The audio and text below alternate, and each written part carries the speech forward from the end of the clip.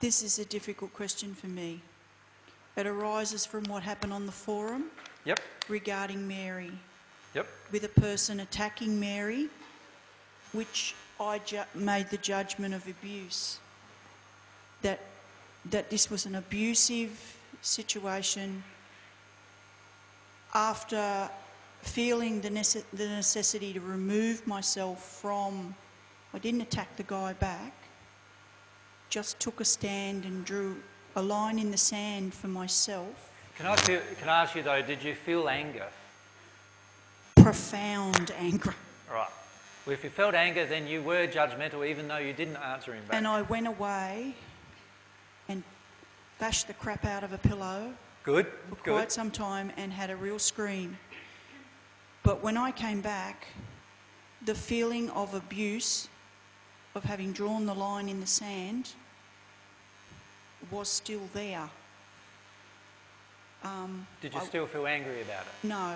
Okay.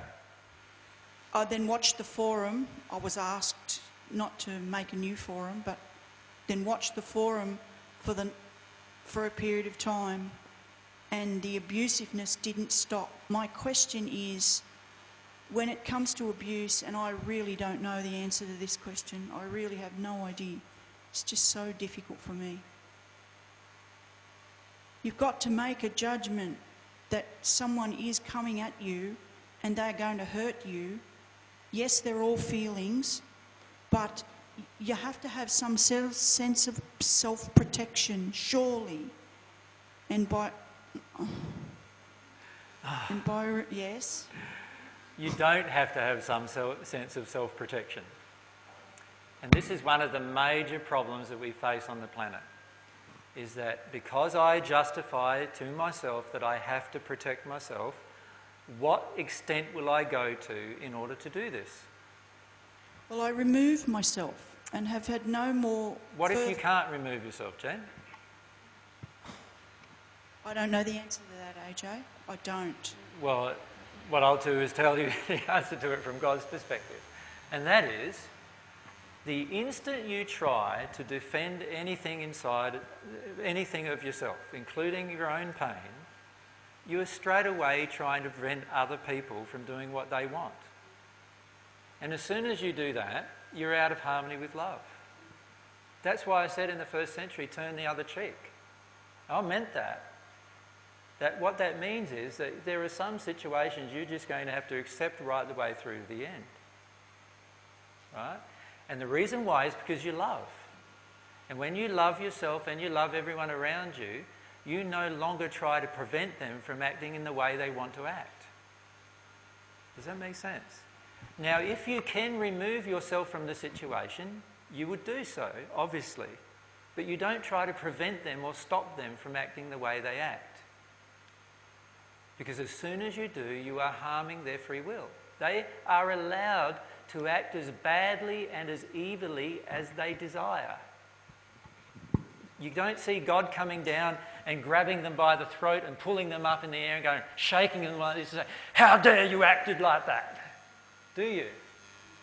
God doesn't do it, so why do we try? If God didn't do it, it means that whatever God does, remember, whatever God does is the most loving action. So the fact that God doesn't do it means that's the most loving action.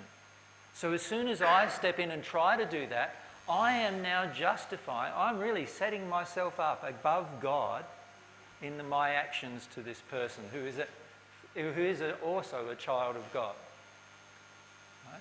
And I also, by the way, don't have enough trust in all of God's laws to correct the situation. So all we need to do is we need to personally act in harmony with truth and love. And this is where I want to get onto the subject of truth, because we need to talk about judgment in reference to truth compared to in reference to pushing out these terrible emotions to everyone and trying to control them. But surely in the case of abuse, you remove yourself out of harm and then take responsibility for what's been triggered. Surely you get out of harm's way. I'm going to put to you that there are going to be times in the future where people will not be able to remove themselves out of harm's way and have never even had a law of attraction event that would even encourage the thing to occur. Remember this, that whenever you are in a state of perfect truth, you are going to be in a state that everyone around you will judge as error. Right? And many of them may even attempt to kill you as a result of the truth you're in. And as soon as you try to act in a way that's defensive about it, you are now in error. And this is where everyone goes, oh, this is so unfair. This doesn't feel like love to me. Do you see why a lot of people in the first century had a lot of trouble with my message? Yeah? Yeah. But my own example demonstrated exactly what I'm saying, didn't it? There were times that you cannot get truthfully out of a situation. And there will be times when other people will abuse you until you die. And yet you will still need to stay in truth and love. And that's how much love will be coming from God to help you stay in that place. Does that make sense? So whenever you choose to revile or to harm another person just because they're harming yourself or somebody else, we are straight away out of harmony with love ourselves. The truth is that the forum that you're referring to is at the moment being taken over by lots of very nasty spirits who are guiding people who are denying their causal emotion to say things to you in order to trigger your emotions. And these spirits just laugh every time that you break one of God's laws in your response. Every time you break one of God's laws in your response, you just degraded your own soul condition, and they go away and have a good joke about that. Does that make sense to everyone? That's what's all that's happening here. You need to see what is happening.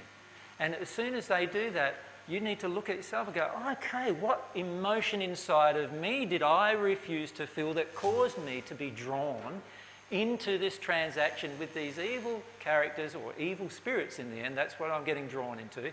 And I'm getting drawn into it because of an emotion in me that I don't want to face.